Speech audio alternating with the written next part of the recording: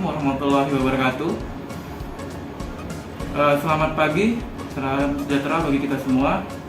Pada pertemuan kali ini kita akan membahas tentang silabus singkat terhadap mata kuliah, rencana pembelajaran terkait mata kuliah algoritma dan struktur data. Mata kuliah algoritma dan struktur data, kode mata kuliah FIK 1101, bobot kredit itu 3 SKS ya.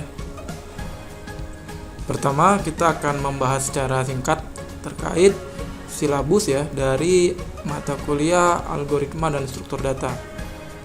Deskripsi mata kuliah. Mata kuliah ini mempelajari konsep, prinsip dan mekanisme untuk menyusun prosedur sistematis dalam memecahkan permasalahan menggunakan langkah-langkah yang terbatas untuk dinyatakan dengan bahasa alami, flowchart atau pseudocode. Selain itu, mata kuliah ini juga memperkenalkan cara penyimpanan, penyusunan, dan pengaturan data di dalam media penyimpanan komputer, sehingga data tersebut dapat digunakan secara efisien.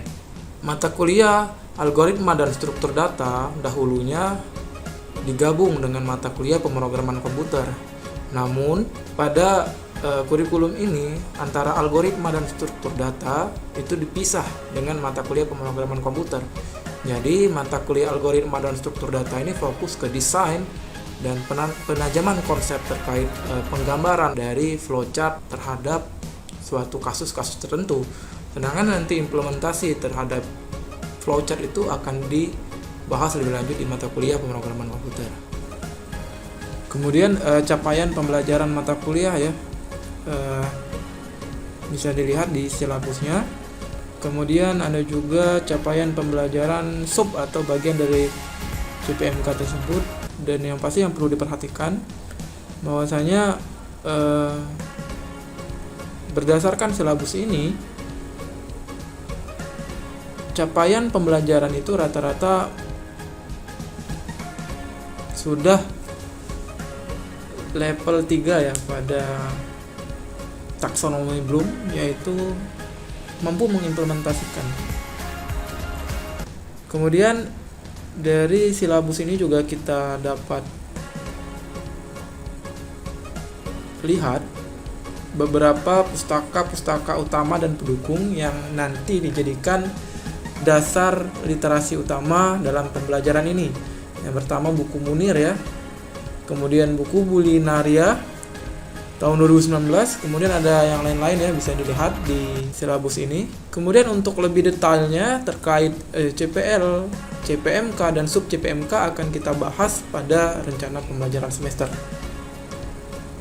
Sebelum masuk ke rencana pembelajaran semester, kita masuk ke kontrak kuliah.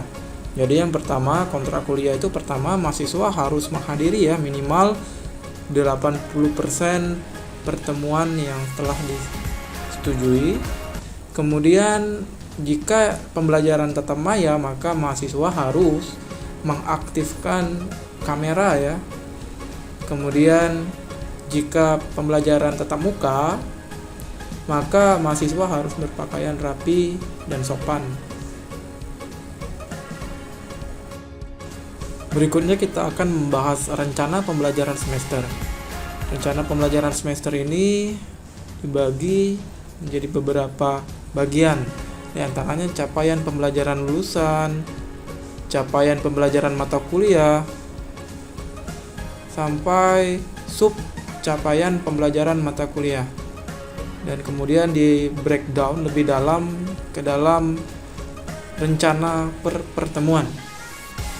Capaian pembelajaran lulusan. Jadi capaian pembelajaran lulusan mata kuliah ini jika kita merujuk dari dokumen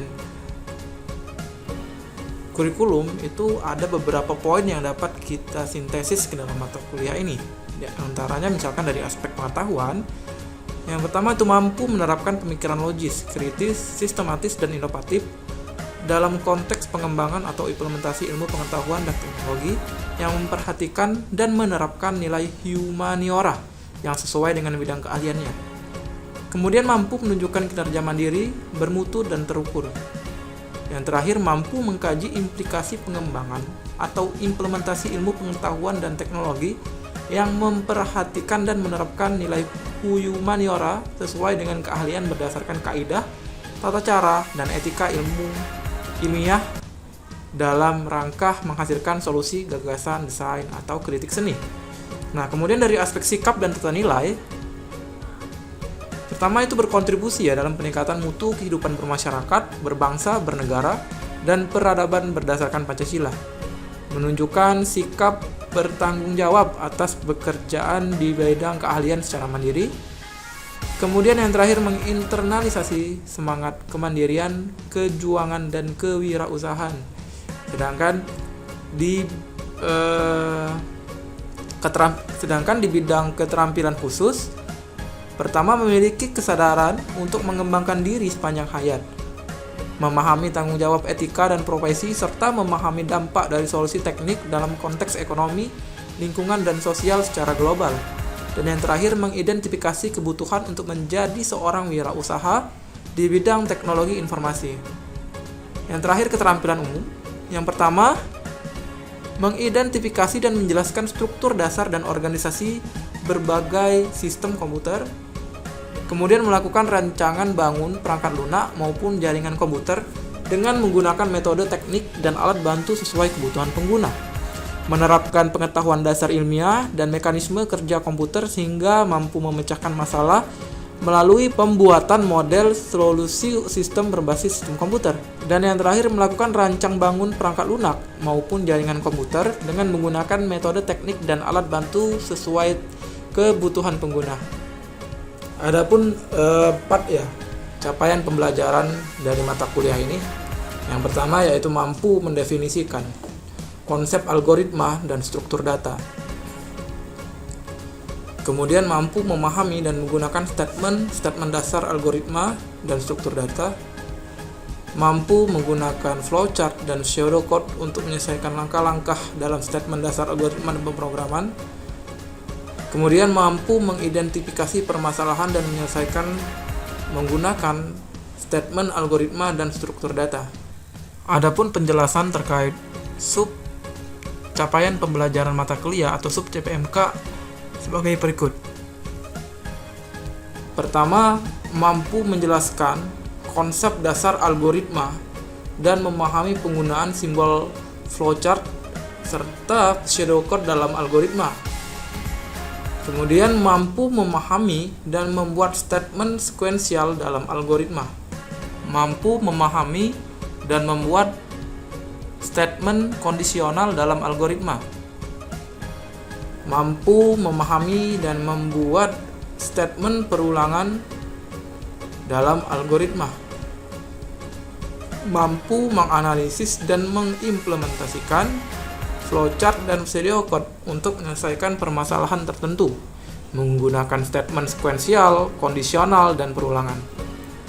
Kemudian mampu memahami dan membuat statement fungsi dan rekursif dalam algoritma. Mampu memahami dan membuat statement array dan matriks dalam algoritma. Mampu menjelaskan konsep struktur data dan mampu memahami dan membuat statement tipe data bentukan yang meliputi jam, tanggal, senarai sederhana, serta abstrak data type. Dan yang terakhir, mampu menganalisis dan menyelesaikan permasalahan menggunakan konsep dari algoritma dan struktur data.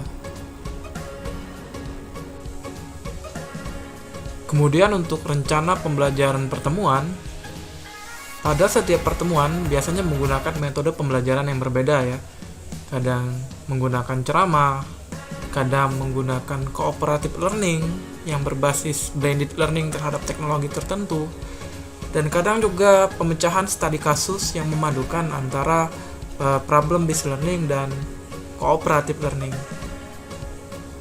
Kemudian adapun kriteria penilaian indikator, yaitu yang pertama yang pasti aktivitas diskusi serta tugas terstruktur dan mandiri.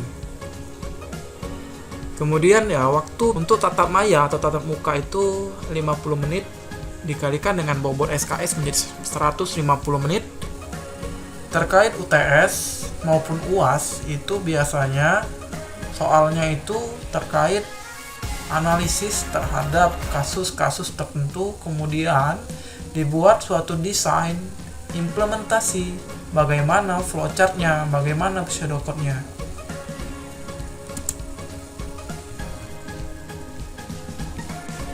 Mungkin cukup sekian video silabus rancangan pembelajaran semester terkait algoritma dan struktur data. Wassalamualaikum warahmatullahi wabarakatuh.